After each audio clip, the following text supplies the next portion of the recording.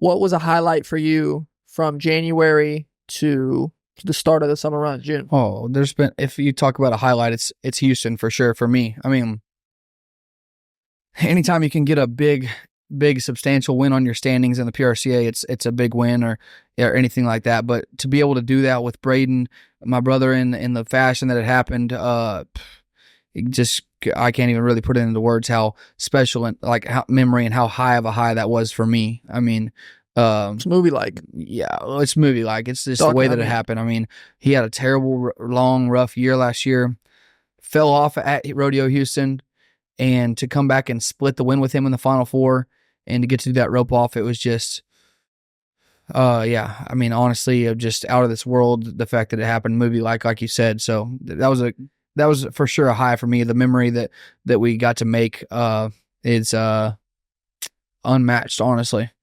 And it's crazy too. I mean, that was the first rodeo I had filmed of the whole year. Yeah. And I was supposed to be in London. Yes. Ended up not going to London, and it ended up not working out. It's the only reason I got to film Houston. Yeah. You and Braden win it. One of my favorite videos I've ever made, and wasn't even supposed to be there. It was crazy time. So crazy. What is the biggest challenge that Ty Harris faces in rodeo?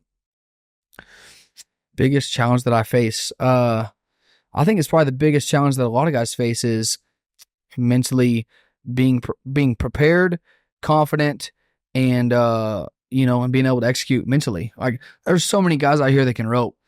Everybody can rope out here. It's like everybody can ride a bronc, I'm sure. I don't know anything about saddle bronc riding. Everybody can I'm ride a big fan. No, but I'm a big fan. But everybody I think out here that's entered can probably ride a bronc. At least when you talk about the top 25 guys in the world, those guys can ride a bronc. The guys that are the top 5, the top 8 guys in the world every single day, year in and year out, I think they have something to them mentally, and it just gives them that edge, and that's where how they stay in that spot, and how there's a reason why a lot of the same guys make the NFR is because mentally they're better. And I would say that's what I struggle with. I think that's probably the most common answer you'd get if you got rodeo guys in here. What do you struggle with? Well, being confident. And that's not, you've grown a lot. That's the one area where you've grown too. For sure. Rodeo is such a mental sport. That's the biggest thing. Even out here at the Slack in San Ynez, California, I mean, you see guys in there just rattled back there, just rattled in the back of the box. And it's like, there's 30 people in the stands. Yeah. You get back into the Thomas and Mack or Calgary or Houston rodeo in front of 75,000 people. Such a great comment, because I think a lot of times it's not about the people that are in the stands. I think it's about the person in your head. To me, I think there's a lot of people out here that are putting the more pressure on themselves than they're even getting from the outside world, which you have financial pressure, a lot of different things.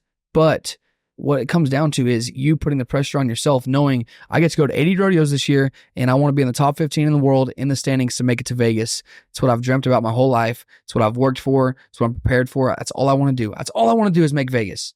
Top 15 in the world. I know I can do it. I know I probably have the talent. Mentally, can I be ready?